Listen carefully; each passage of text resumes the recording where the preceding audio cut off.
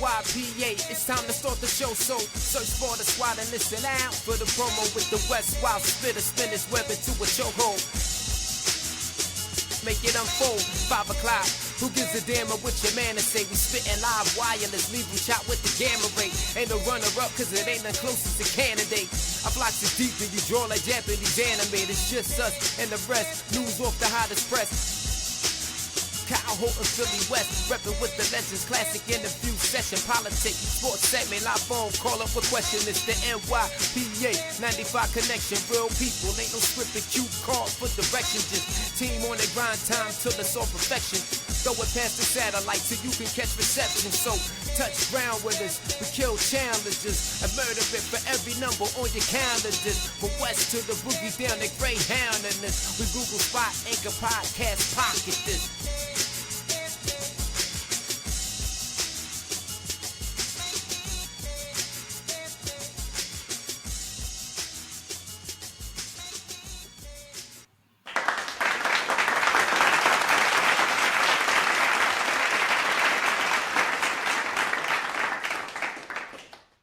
Welcome everyone to another episode of NYPA Entertainment Radio. It's your boy KG, broadcasting from the NYPA studios. I do not like that we don't have daylight savings time anymore. It gets dark early, and I don't have my natural sunlight anymore, and I miss that already. Ushering in the holiday season and so forth, and like I said, they already leapfrogged Thanksgiving and already celebrating Christmas. Go figure.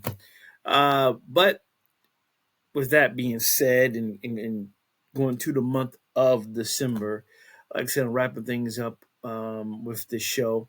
And Who is Kyle Graham? The new podcast will be premiering in 2026. So, like I said, the countdown is on to the final episode of NYP Entertainment Radio.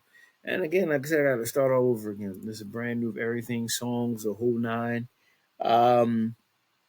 A couple of things I'm going to change. It kind of outside of just a logo and the theme or whatever. Certain ways I'm just going to kind of tweak the show. But in 2026, definitely will be Who is Kyle Graham. So it'll be a bit of a lull for a bit from back on because I got to start all over again. But it's going to be worth it when I'm kind of just tearing something down and rebuilding something brand new for Who is Kyle Graham coming to you in 2026. But until then, we still have NYP Entertainment Radio. And remember to press the subscribe button on YouTube or Spotify to get the notifications for new episodes of NYP Entertainment Radio and eventually other platforms in the same way with the new show in 2026. So without further ado, let's get started. Got a lot of things I want to get into. Let's start with, I believe, last night. What is down here? Pop-ups and things. Andre 3000 didn't perform at Outkast Rock Hall induction, and it was a hot mess. So as y'all know, Outkast, along with Salt and Pepper and others, were officially inducted in the Rock and Roll Hall of Fame, I think last night. Which, again, it should not be called Rock and Roll Hall of Fame. We have different genres of music. It should be called the Music Hall of Fame, but what do I know, right? I'm just saying. But nevertheless, let's continue. Outkast were celebrated with an all-star tribute performance following their induction into the Rock and Roll Hall of Fame last night at the Peacock Theater in Los Angeles. Despite Outkast member Andre 3000 being present at the event and giving an acceptance speech, he didn't perform at ceremony, and it turned out to be somewhat of a hot mess.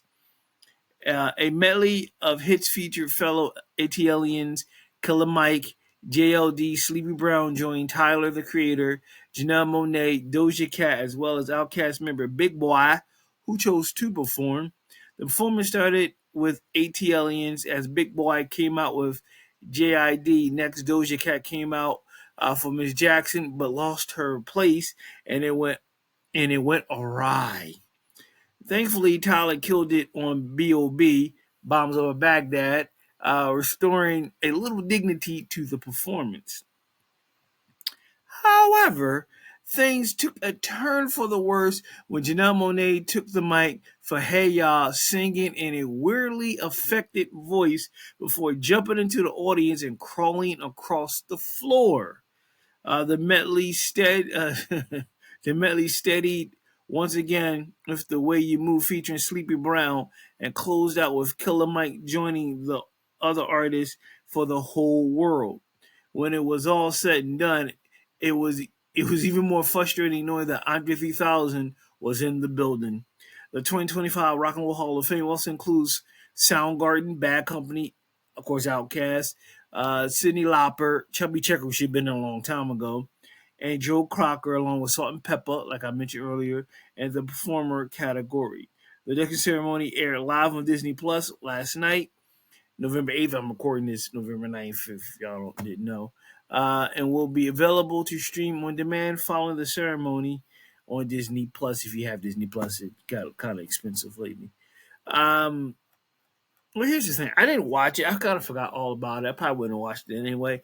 I'm not big on when people do tribute songs for others, whether they're dead or alive, because it sounds horrible because they don't sound right. So I can imagine this, like the way the person described it, a hot mess. Andre 3000 decided not to perform. That makes sense. He doesn't want to rap. He made it clear he doesn't want to rap. He's done with it for now. And for him, he doesn't want to revisit, um, those songs. He might not have it in him, the energy to perform Hey Y'all and Miss Jackson and B.O.B. and so forth. That's not what his mind is at. His mind right now is more so focused on his individual music, instrumentalists with flutes and so forth. And I'm not mad at him for that. And you have to want to do it. You have to have that in you to do it. Big Boy still got it in him. Whatever make Big Boy swing, RJ don't have that in him right now. And not to say he will never will. I think he will down the line, just not right now. And of course, he appreciate the accolades and they got their balloons being inducted into the Hall of Fame as they should. It's long overdue. Um, I don't want to look at I don't even want to look at the I don't want to look at the performance that was done. Um, Filling in for someone, whether they're dead or alive, it never sounds right. And I kind of wish he did perform, but I understand why he didn't. I do. I don't know the man personally, but I kind of after these past couple of years reading about where his head is at musically, it's just not what he wants to do right now. He more so is on another level in a different kind of genre and category. So you got to respect that. I wished it went better than that performance wise, but what are you going to do? But Big Boy was there, and the main thing is at the end of the day that they're both are alive to get these accolades. They're both are alive to get their balloons. They both are alive to get praised on. It's not like sometimes you have these legendary groups. One group misses this huge accolade because they're no longer with us. Well, they're both here, and they both are celebrated alive. It's not posthumously. You know what I mean? So I get it and understand why he didn't do it. I'm sorry that the performances were a hot mess, according to this person. Now that I think about it, I may look into it just to get an idea, and kind of just maybe take my blanket and hold up to here, and if it's bad, cover my eyes or something, it'll peek back out. Because to see Janelle Monáe crawling on the floor, belting out "Hey y'all" in a very eccentric way, yeah, I don't think you can prepare for that. But again, sorry, long week catching up with me.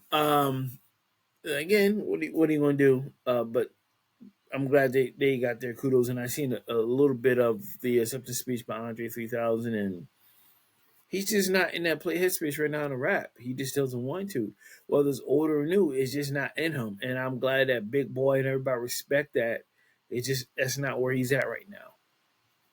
You know what I mean? We all should respect that. He's don't want to do it. And I think that's good because I'd rather have him not doing it because he's not feeling it than being forced to do it and he's not feeling it and it's even more of a hot mess because he's there and he's doing it. You know what I mean? It just don't sound right because his heart and his head is not into the performance. You know what I mean? So but go check it out. It's on streaming. You probably see the clips online. I got just the camera here again. So go check it out. It's online and let me know what y'all think about the performance. Who knows? But again, shout out to Outkast being put into the Music Hall of Fame. Yes, right. I said Music Hall of Fame, not Rock and Roll Hall of Fame. You heard me. Uh, Jeezy breaks Guinness world record. Sorry, one step away. Jeezy breaks Guinness World Record with 101 member hip hop orchestra in Vegas, a moment for the culture. The rapper performed with the 101 member orchestra during the second show of his Las Vegas residency. Hip hop icon Jeezy was awarded Guinness World Record title. Jeezy Jenkins, 48 years old, made history and received a Guinness World Record for the longest orchestra for a hip hop concert in Las Vegas on Sunday, November 1st. His performance during the second show of his residency, TM 101 Live, at the Planet Hollywood Resort Casino featured 101 orchestra members. Quote, "This isn't just a win for me, it's a moment for the culture, for music, and for Vegas," Jeezy said in the press release shared with People magazine. "Thank you to every musician, every fan, everyone who believed we could take this all the way. A winner is a dreamer who never gave up." The Grammy nominated artist performed with the Color of Noise Orchestra, composed by Derek Hodge and musically directed by Adam Blackstone. The 101 member orchestra performance also marks the longest orchestra to ever perform on a Las Vegas stage for any genre. Thank you to all the 101 orchestra members, composer Derek Haas, musical director Adam Blackstone, DJ Drama, DJ Ace, and most importantly, the fan Jeezy said on stage when awarded the title.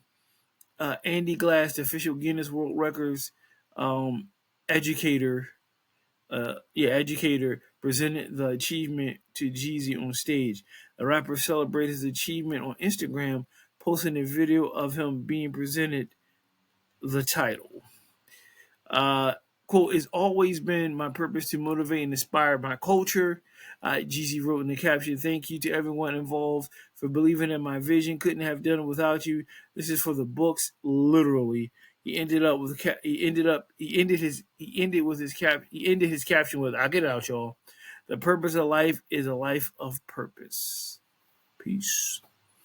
The TM 101 Live Jeezy 4-date residency celebrate the 20th anniversary of his first album, Let's Get It, Thug Motivation 101. The residency is split into two segments. The Masquerade on October 31st and November 1st, and the Nutcracker December 19th and December 21st. That's dope, man. Hey, shout out to Jeezy on that one. That's dope. To do something like this is unheard of, and it does give a good spotlight to the hip hop culture. It does present a very positive spotlight to pull this off. I know it had to be difficult to pull this off. It had to be, 101 orchestra members and then some, trying to get it situated and rehearsing and making it sound right. Oh, sorry. Everyone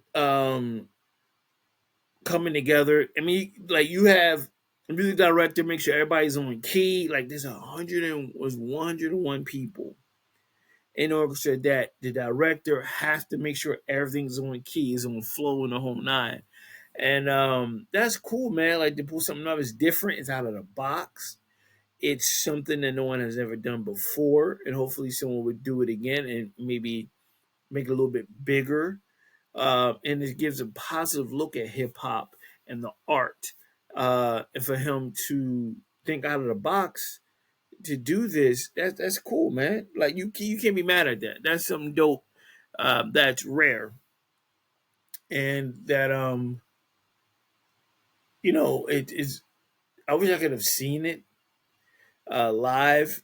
Just to hear the songs and see how the orchestra comes together. Hopefully, somewhere down the line, they'll post it somewhere on social media. It might be on his page. I'm gonna have to check out his page and see. Oh, sorry, it's been a long week. I apologize for yawning. I definitely want to check that out because I want to hear the live music, the orchestra going along with the DJs and all stuff. Like, I'm sure a lot of hard work went into that to go to go off without a hitch. And again, like I said, it's unheard of, and that's dope, man. You can't be mad at him for that, and kudos to him for something different. That's really cool. Being innovative, you know what I'm saying, and not just your typical hip hop show. Um, and that's what I think we need more of in hip hop or music in general and entertainment is being innovative and thinking out the box and rolling the dice. Some will like it, some won't like it. You can't win them all. At the end of the day, some people might want the standard stuff than more than the new stuff. So I mean that happens. And then sometimes if you stay the same, people get mad. When you change, people get mad. So you can't win for losing at the end of the day when it comes down to that. But kudos to him for making the effort, being different, and doing this thing and setting the record. And so maybe down the line somebody might do 102, 103, 105, 110, just to be competitive and beat them and make their own records. And it's in terms of Guinness and so forth. So we shall see, man. That's dope that he did it, and you know keep up the good work. Let's see what else. Let's see what else he's gonna do. What else someone else can do. You know what I mean? By doing that, so that's kind of cool. Um, Coming up this week, November 12th is on Netflix. Will be that I might talk about this on the show.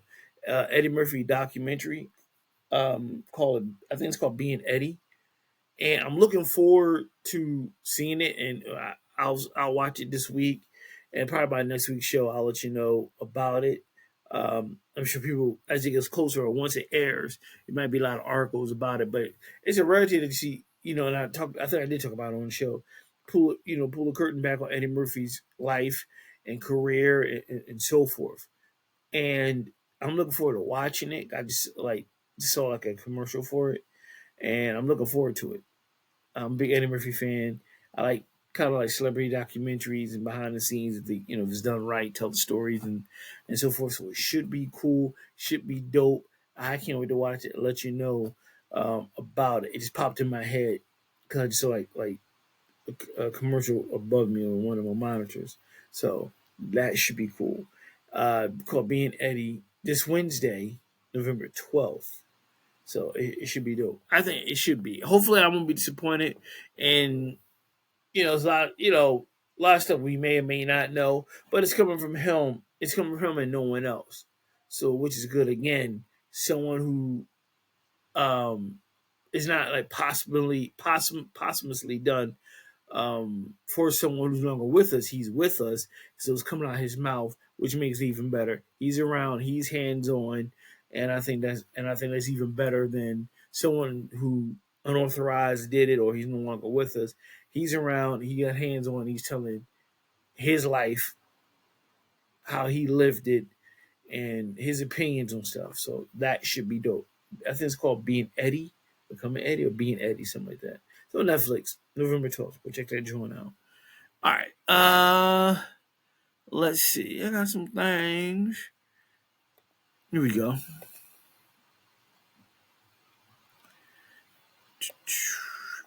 Jay-Z paternity case officially dismissed after 10 years. A 10-year legal battle. Jay-Z paternity case officially dismissed after a 10-year legal battle.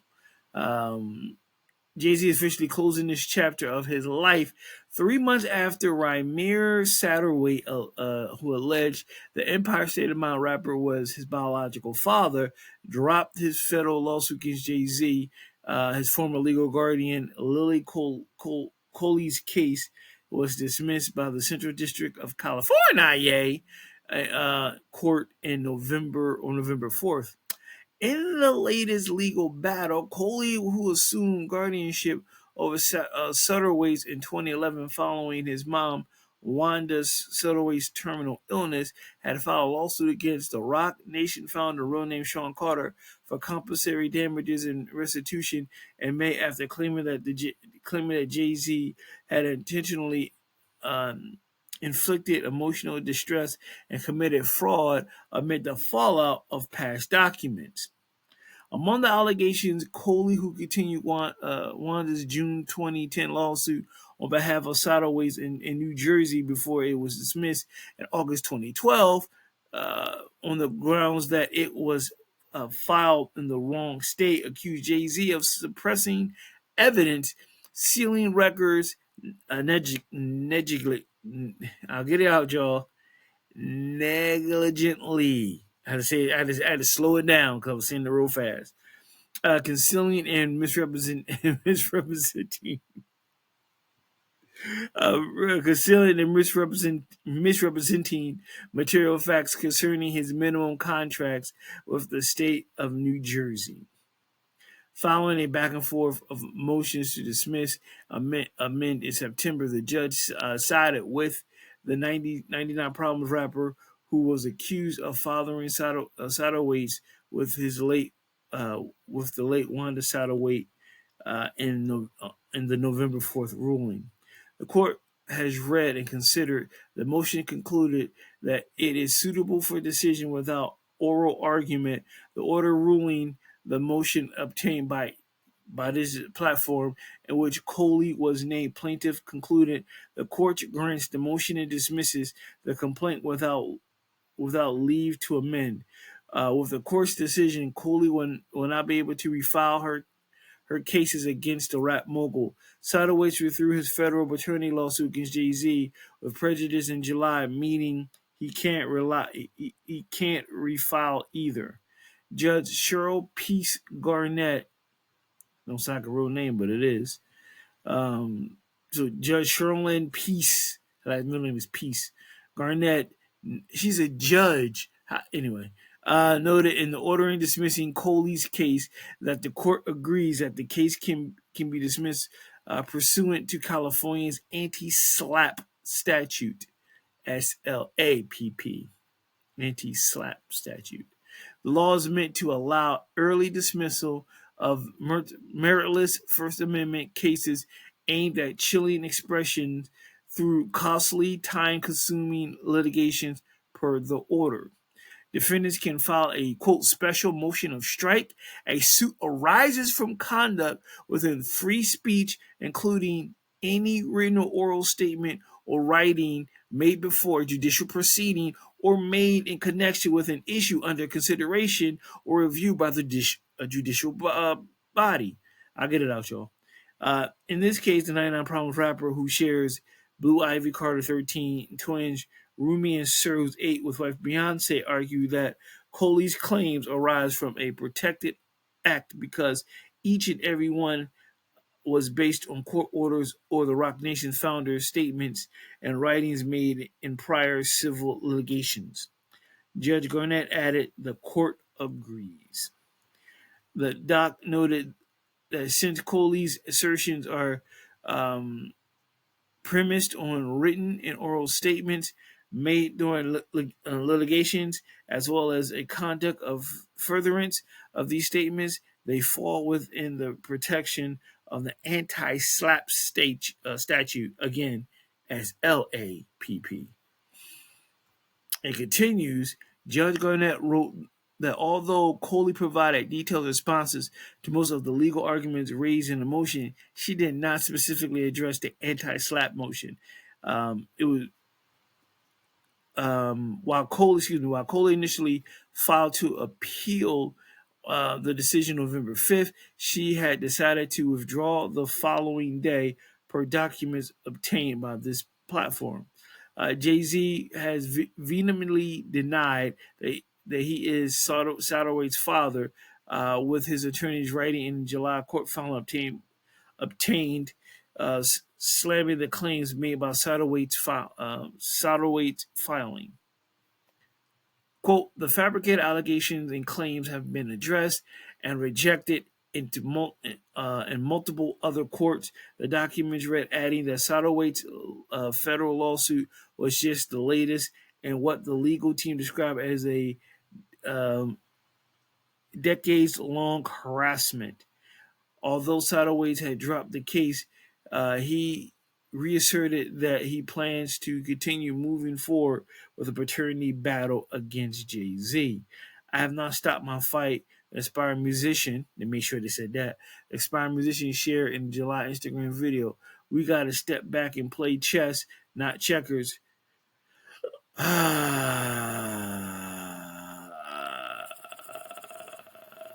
Yeah.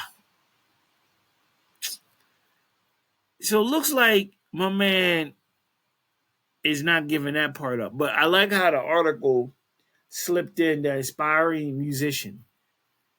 So they slipped that in there, which he probably is, but just to make note, like, all right, he's suing Jay-Z saying that for other things that he's his father, and he's an aspiring musician. Kind of little slip that joint in there. Like, oh, he trying to get put on by whatever. Is he? I don't know. It remains to be seen. The only person that knows the truth is Jay-Z and this gentleman's mother, who is no longer with us. And he's still, Satterwhite is still pursuing and still insinuating that Jay's his pops. Everything else is dropped, but he's still trying to fight like, yo, you're my father. Now, what proof does he have remains to be seen. Who knows? But the other legal part of it is dropped. But that part, for what I've read, understood that he's still trying to see that through. By now, my man, at the end of the day, you might as well just let that go. Let that go. Just let it go. Even if he's not going to cop to it. It's been this long. Let it go. Just let it go. Just let it go. I don't know what to say. Like, there's nothing you can do. He's saying he's not, and maybe what if he is? Maybe he is, but he'll never cop to it. And what if he's not? And you were made to believe that he was for whatever reason. But you might as well let it go because it's not gonna get anywhere. You wasting time. You wasted money on stating that this cat is your father. At the end of the day, it has no merit right now. And if you're trying to become an artist, and this lawsuit is out there, best believe people are not going to put you on. You don't think this cat, meaning Jay, don't have any pool where he could tug on somebody? Like, nah, man, don't whatever. You don't think so? And you might be good too, bruh. You might be good. But you're going around making accusations that someone is your parent and is one of the biggest cats in the industry, and he's denying it, and you won't let it go. People who are friends with him in the industry might take it personal, as petty as it may sound, as weird as it may sound, might not want to put you on. And you just spinning your wheels. Let it go, man. Like, you might as well let that go. Because if it's true, you let whatever high power you believe in will handle Jay-Z. He will have to live with that guilt and live with that burden if it's true. That's the only thing. You might don't even pursue it no more. Let that part go. Let it go, because clearly it looks like clearly he's not, and he believes that he's not, and unless you have like proof, you're just spinning your wheels.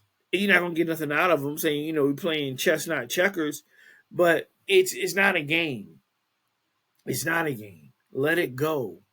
He doesn't want nothing to do with you, even if it is your pops. He don't want nothing to do with you. Let it go, man. Just let that joint go. Move on with your life. I know it's hurtful to see like, possibly my pop's a billionaire and he got all his money and I'm struggling and whatever. Possibly your pops. Possibly. Let it go, because you're not getting anywhere with it. You're not going to win. You're just not. Let it go and keep it moving. Move on with your life, and and then that's it. Um, I don't know. I mean, that's the only thing that comes to mind. Is like let that joint go. All right, moving on. NBC's cancel. Let me back up. Let me go back to this. NBC cancels 2026 New Year Eve special hosted by Snoop Dogg. What the fuck? Major TV network cancels star-studded New Year's Eve special. You don't cancel Snoop Dogg. What the fuck? Unfortunately, Snoop Dogg won't be gracing our screens as we ring in 2026. According to Deadline, the 2-hour holiday special, Snoop Dogg's New Year's Eve, which was set to air live on NBC and streamed on Peacock on December 31st, was canceled this week. First announced in May, Snoop Dogg's New Year's Eve was scheduled to broadcast from Miami, Florida, and has been touted as a night packed with unforgettable music, iconic performances, and surprise artist collaborations. Although specific performers were not officially announced, the network strongly implied that the program would feature multiple celebrities, making it a top contender for the NYE programming. It's New Year's Eve. Okay. Sometimes the calendar gets in the way of the celebration, which is why my NBC family and I decided this winter was time for all of us to focus on the Olympics. Snoop Dogg said in a statement to the outlet regarding the cancellation. But don't worry, we'll party together bigger and better later in 2026. You dig? The Drop It Like It's Hot rapper mentioned. Let me stop. I have to say this before I forget. And I didn't mean to stop myself in the middle. Y'all like, I'll finish it. I'm gonna pick it up. But this is the second time in two articles that I say I cannot stand writers who put song titles like the Drop It Like a Hot Rapper, the 99 Problems Rapper. And like it sounds horrible to me on my ears, and it's when I read it. You know what I mean? Like the way you make me feel, rapper, and it's just say something else. It's like let's hack writing. It's lazy writing. That annoys the shit out of me when I see a song title describing like the person, like so and so, what I mean, like born in USA singer. Just say Bruce Springsteen. Just say Snoop Dogg. I'm sorry. Just say Snoop Dogg. It annoys me personally, when I read like the Drop It Like a Hot Rapper. It just seems cheesy and corny and lazy writing. Now back to the article. I gotta read that line again. Drop It Like a Hot Rapper mentioned of the Olympics is in reference to his upcoming role as a special correspondent of the 2026 Winter Olympics in Italy. In September, NBC announced that he will return to the Olympics to resume his special correspondence duties. He first stepped into the gig during the 2024 Paris Summer Olympics, where the commentary made him an instant hit with fans watching at home. Snoop even got the honor of carrying the Olympic torch during the opening ceremony. Snoop Dogg's New Year's Eve would have been the first time hosting an NYE programming for the network, For the past 2 years, Miley Cyrus led the network Sparkly End of the Year special, also broadcasting live from Miami. It's currently unclear if NBC will replace Snoop Dogg's New Year's Eve with a different special. If the network doesn't, that leaves only two other major U.S. specials: ABC's Dick Clark New Year's Rockin' Eve with Ryan Seacrest, and CBS New Year's Eve Live Nashville's Big Bash. Um, I am a little disappointed not to see Snoop Dogg New Year's Eve. I'm sure it would have been dope, depending like who's going to be on there and so forth. And Snoop is a perfect example of different streams of revenue.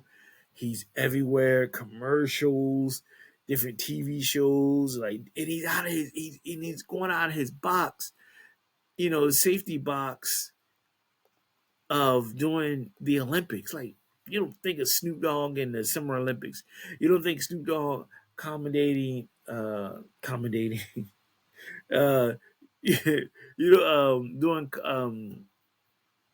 commentating. I think I said it right. I got my tooth pulled, so my things kind of hurt. Uh, on like Winter Olympics and things of that nation, of toboggan and skiing and stuff like that. But it's dope. But he's smart. He's a smart businessman because the Olympic audience is huge. It's global. It's worldwide, and that puts him out there even more because everybody kind of know. Everybody pretty much know for all these years who Snoop Dogg is. You know what I mean? When he was Snoop Doggy Dogg, everyone knows Snoop Dogg when you see him.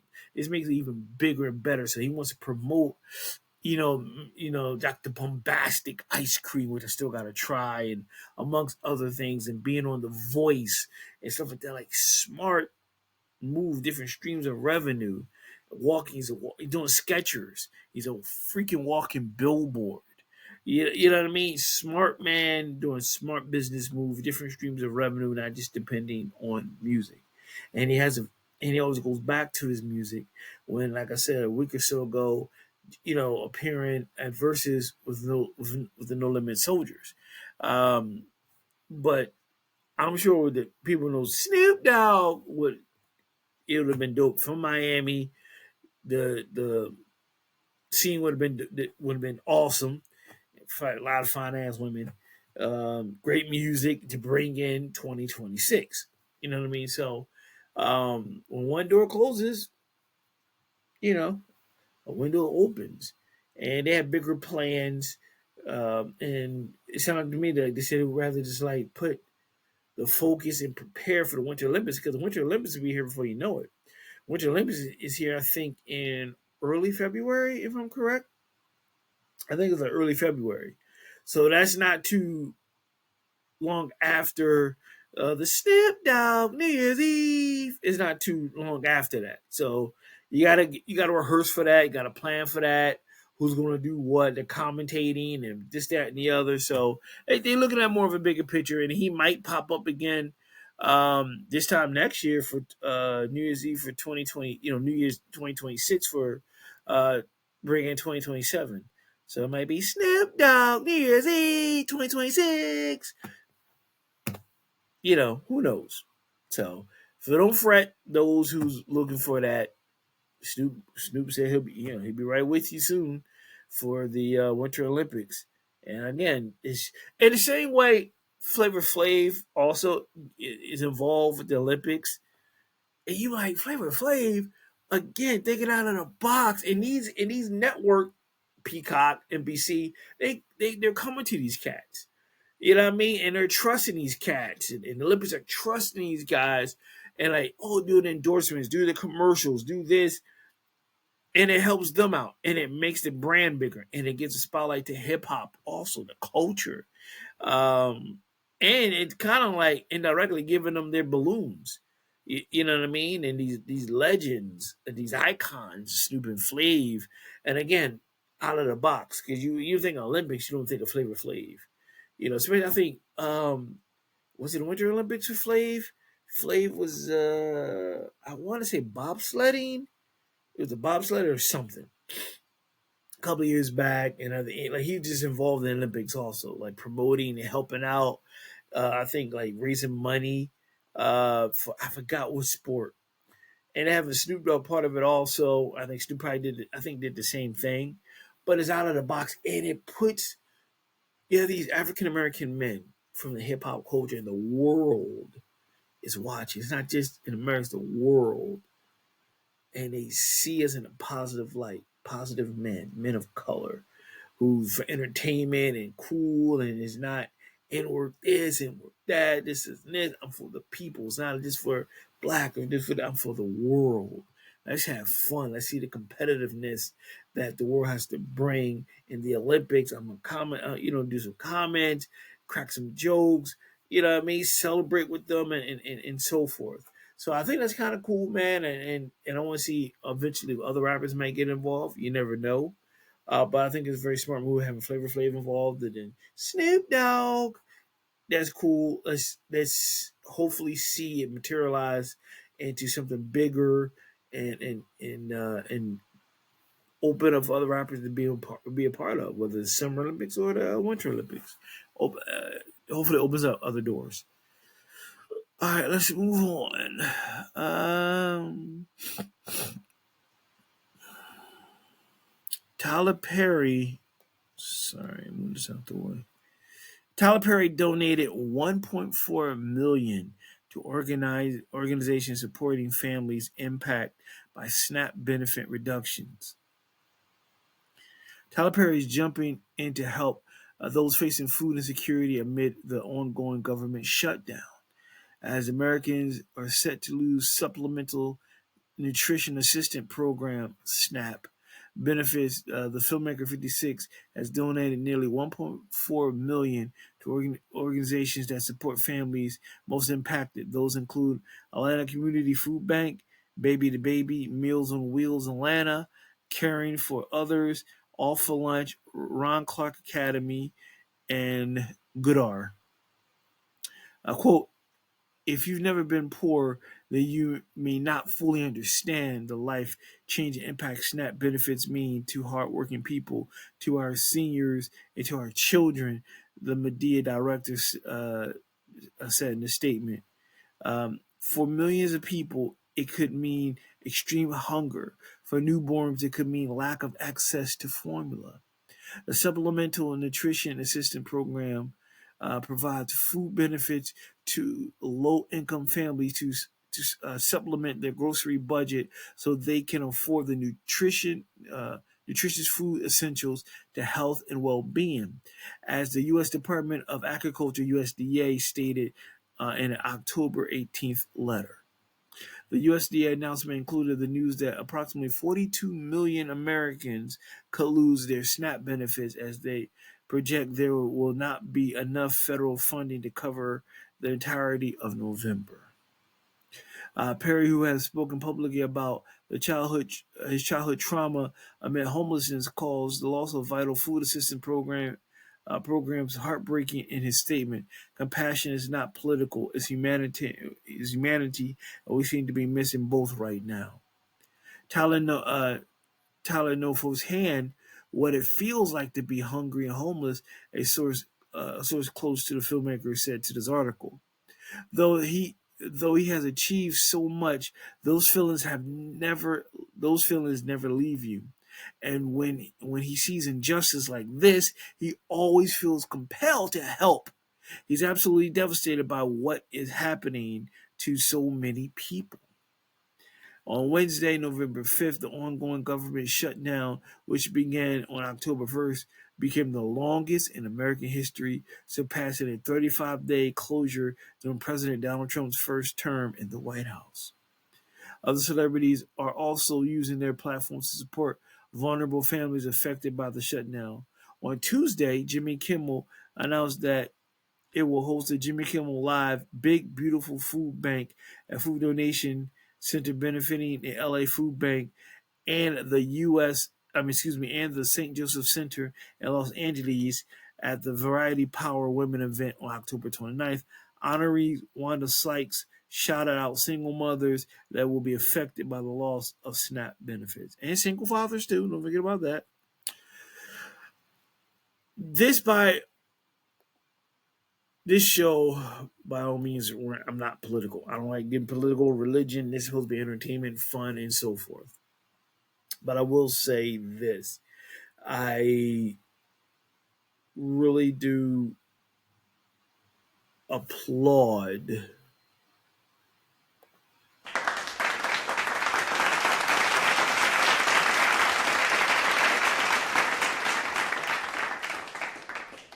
Tyler Perry for doing that, for helping out, stepping in along with Jimmy Kimmel and others that we may or may not know that could be that that's helping out. It's hard times for people when you're near the holidays and there's a lot going on and like I said, I'm not getting into politics. I'm not a political person.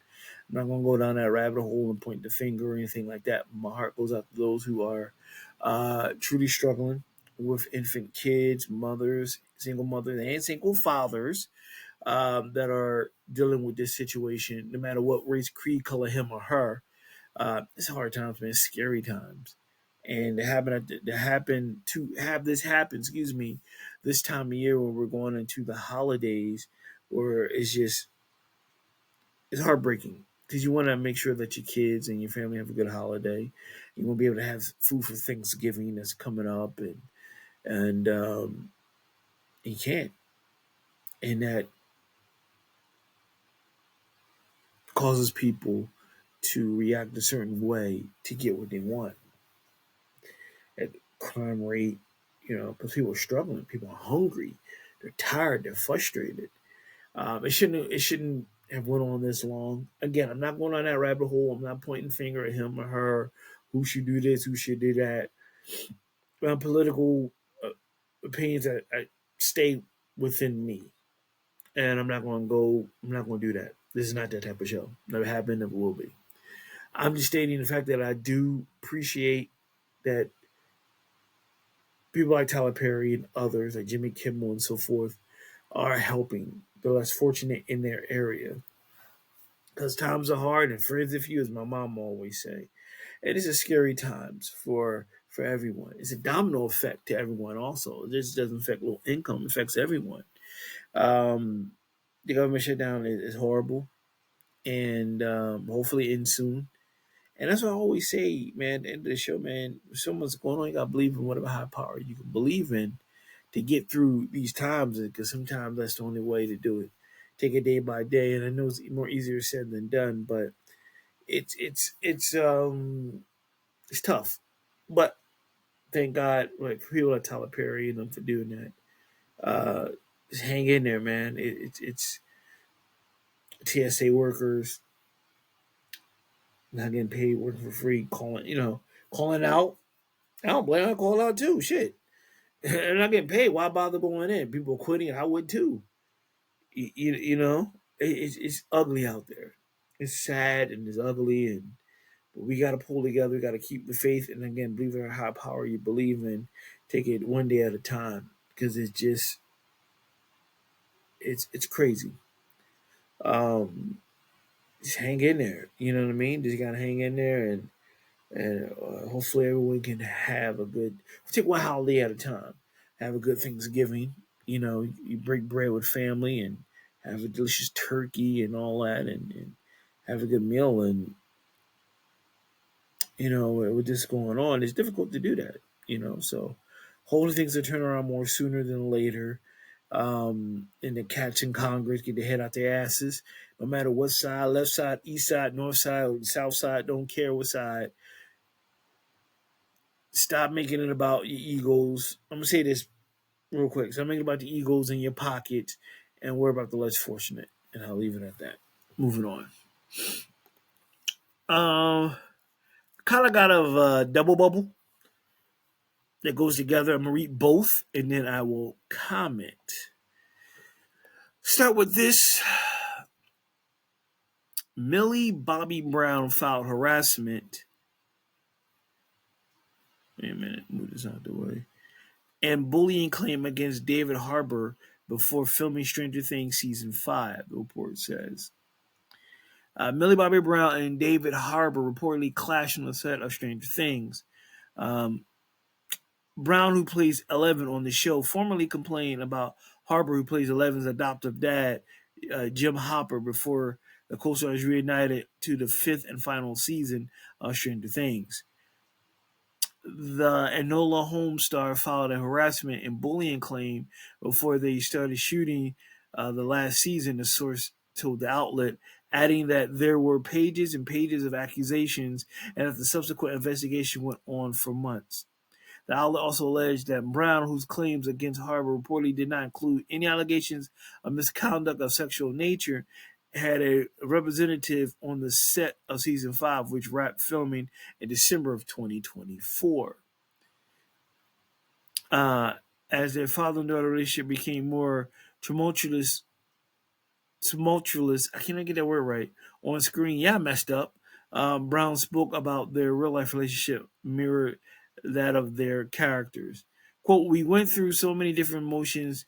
We get angry at each other. We are like father and daughter. The then 14-year-old actress told the crowd in 2018 at the Paley Fest in Los Angeles. We got angry at each other. Brown continued, adding that she and Harbor would express our feelings on and off the set, and those scenes were so raw and real that the reward is in the scenes. Harbor has also previously hinted at the actor's on-screen relationship bleeding into real life. In 2021, he said that he has a deep fatherly affection towards Brown, whom he first met while filming season 1 of Stranger Things, which premiered in 2016. Millie and I have always had sort of a special relationship because I knew her when she was so young. I knew her before any of this big fame hit, Harper said on that scene with Dan on the Dan Patrick show. Um, I've had a real protective feeling for her. I have a real worry, he said, of Brown, who was 11 when she first started working on the Netflix show. I worry about her and the fame and all that she has to struggle with, and I've always felt this kind of deep fatherly affection for her.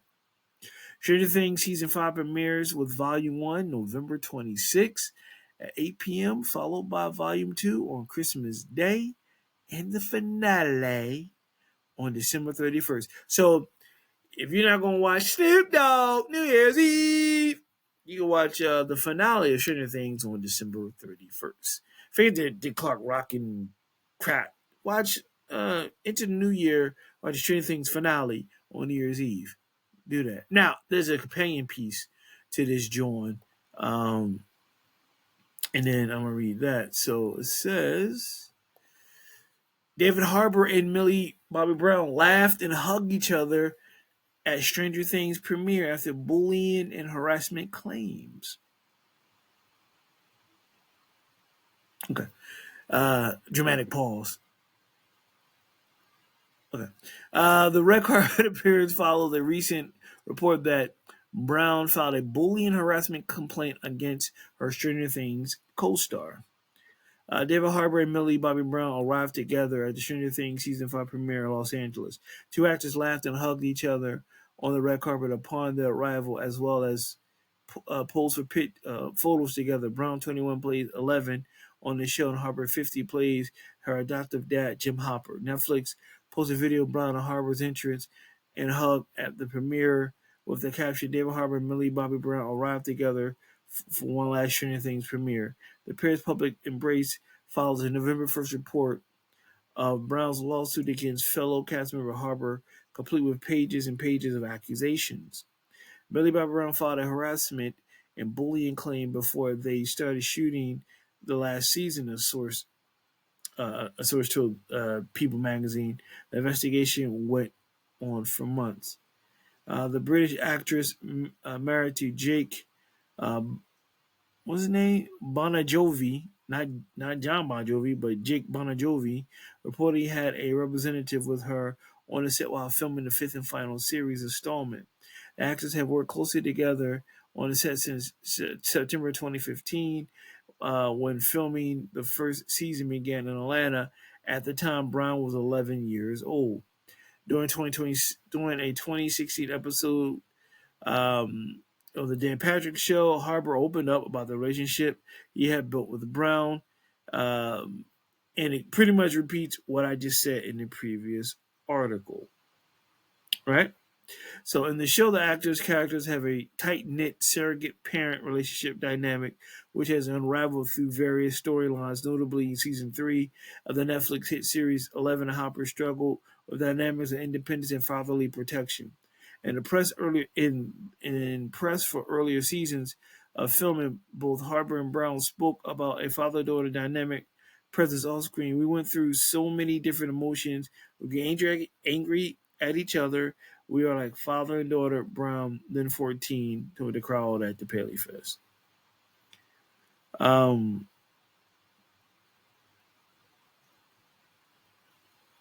I'm sorry. Okay. All right. It says since news of the lawsuit had emerged, past press appearances hinting of discomfort have resurfaced. Has resurfaced. A March 2024 interview with MTV started circulating again, featuring an uncomfortable moment between Brown and the interviewer. In the clip, Brown is asked about her then upcoming wedding to Bon Jovi, as the interviewer joked about a Stranger Things themed wedding with Harper officiating. The actress responded with a yes before giving a confused look, which many viewers took as a moment of awkward or polite disagreement. We think we look at too much into stuff. People make faces or something. We have no lives. We as you know, I do the same thing at times. Harbour is currently embroiled in another controversy with ex-wife Lily Allen's new album, The West End Girl, detailing the downfall of their marriage. Allen fully accused her ex-husband of infidelity in various capacities on the 14-track album. Harbour has now addressed the album on a song called Dallas Major. Allen sings, "You know, I used to be quite famous. That was way back in the day. I probably should explain how my marriage has been open since my husband went astray." I ain't gonna touch that one. It seems like a little confusing. Uh, Now you would think. Now I'm gonna say this. I think, in my opinion, I don't know what's going on. I'm not there. In my opinion, I believe it's a PR thing. What do you mean, Kyle? What I mean is that, like, all right, look, we got this big premiere coming up, one of the biggest shows in history, streaming history or whatever. This is controversy that's overshadowing the show. Let's make nice for one night. Let's go out there. Let's smile. Let's like, hey, everything's fine, and then you go your way, I go my way, and keep it moving. You know what I mean? Because the question is going to come up again as you get close, as they do continue to do press tours. Because the first show's the part volume 1's 26. Then you got Christmas Day. Then you got New Year's Eve. So it's going to come up, but to kind of maybe diffuse it, put a little bit of fire to kind of smooth it out. In my opinion, I think the PR team was like, "All right, go out there arm in arm. Y'all might have your disagreements, but we don't need this right now. This is the last leg of it. Once it's over, you aren't gonna talk to each other ever again. Whatever, whatever." And I think that's what they did, in my opinion. I could be wrong.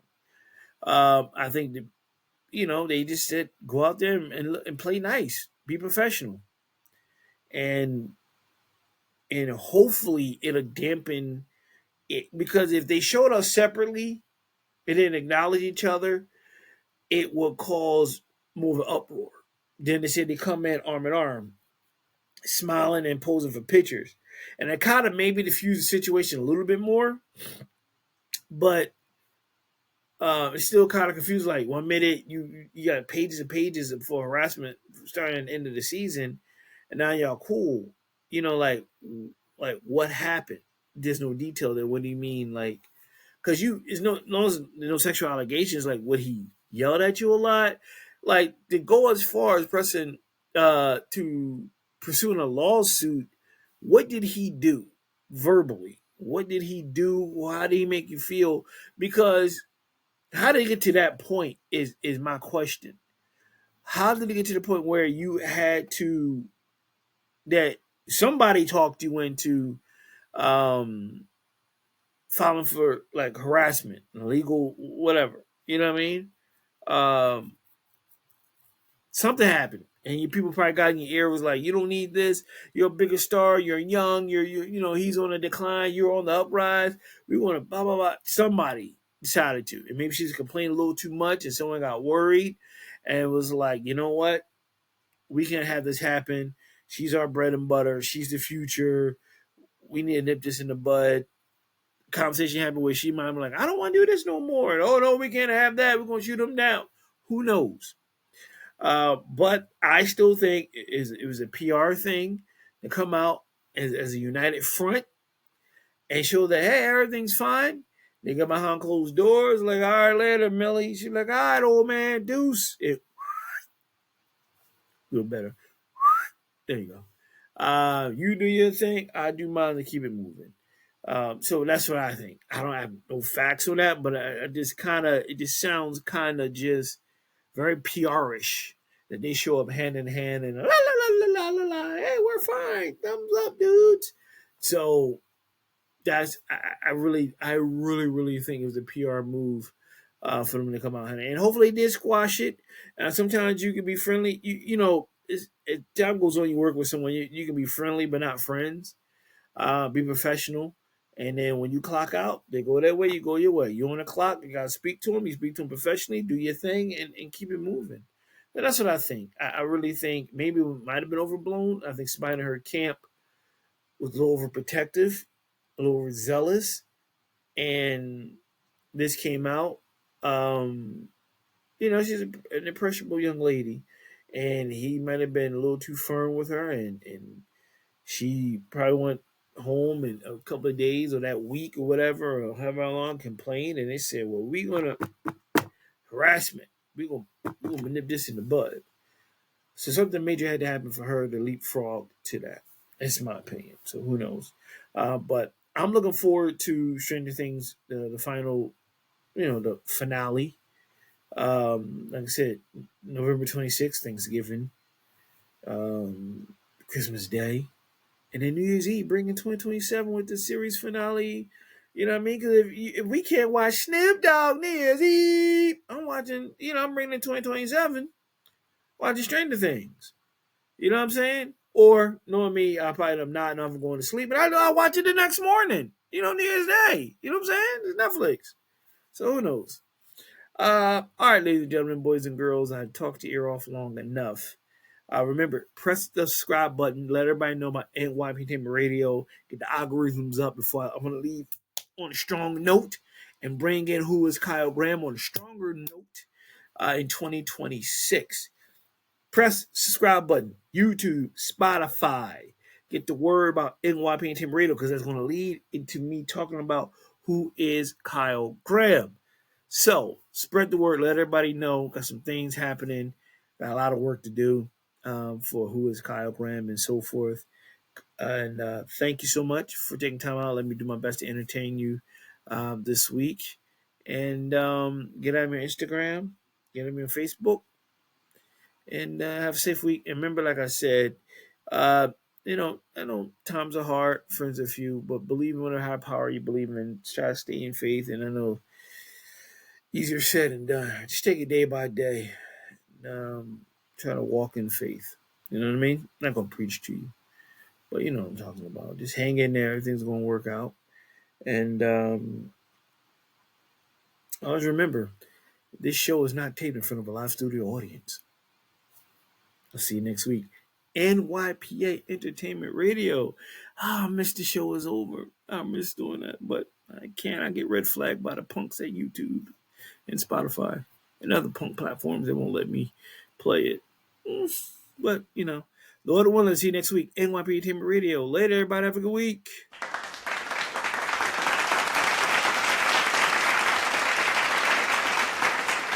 See you.